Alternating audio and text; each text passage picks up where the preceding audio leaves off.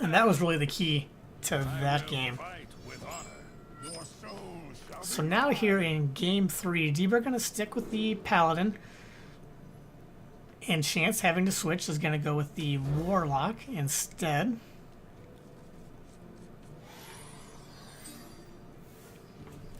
So now we'll see, this was the hand lock variation. We see the Reno there, kind of solidifying that aspect. Not sure if it's the combo lock. It may very well be with the Abusive Sergeant there, but you never know. Could just be running the Abusive Sergeant to kind of set up some better trades. But the combo lock that I'm talking about, there's a couple different combo locks. There's the Mally lock, but the one I'm talking about that's kind of signified by the Abusive Sergeant would be the Leroy Jenkins Power Overwhelming. That's 10 attack there, and then you're able to faceless that, assuming at least one of those 3 cards was discounted by Emperor Thorzen. You can do faceless Manipulator that Leroy, and that is 20 damage, assuming your opponent does not have a taunt or anything in the way. So that's the combo that I was talking about. Not sure if he's running or not. Looks like he's going to have to use the Abusive here just for board presence and kind of slow down the Paladin just a tad. Does make for a really nice trade. If Deeper has Muster for Battle, that would punish the Tempo Abusive here pretty nicely, but he doesn't have it. So now Chance throwing out the thank you. We'll see what he's got in mind here. Maybe trying to bluff a board clear of Sumps, but he doesn't have it. He does have the Sludge Belcher, which will prevent the trades. He's going to go ahead and take the trade there to pop off the Divine Shield, which kind of plays around Blessing of Kings a little bit, which we can see that Debra does in fact have. So now Debra, with that trade popping off the Divine Shield, he's going to go ahead and put the Blessing of Kings on the Haunted Creeper to buff that up. It does kind of play into a silence just a little, not a huge threat that Debra was worried about, just pointing it out that when you're buffing a minion that's already a viable silence target, you can potentially set up your opponent to get double value off of a silence.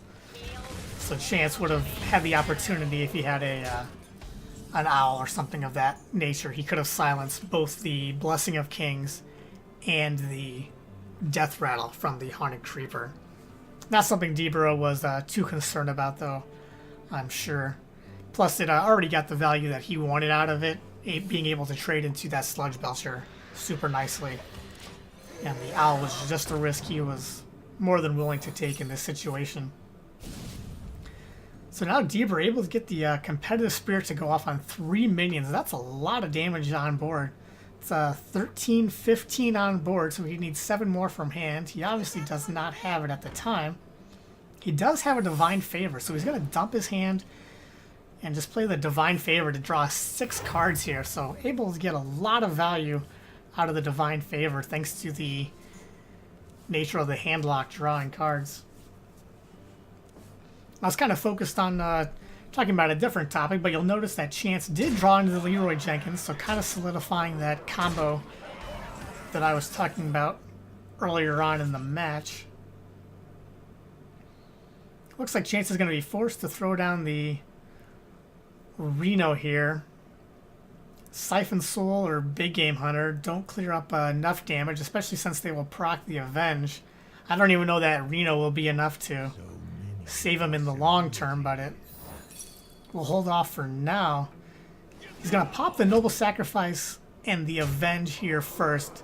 Maybe depending on where it goes, he can survive a turn with just the Big Game Hunter. It goes on a minion that is not allowed to be killed by Big Game Hunter, so still the only Big Game Hunter target is the Mysterious Challenger. He's going to throw it out there and try to hide behind the taunts. That was his play, kind of hold off the Reno. So we'll see if this is enough to stabilize him, and I don't think it is. So Debra gonna go ahead and take game 3 as well.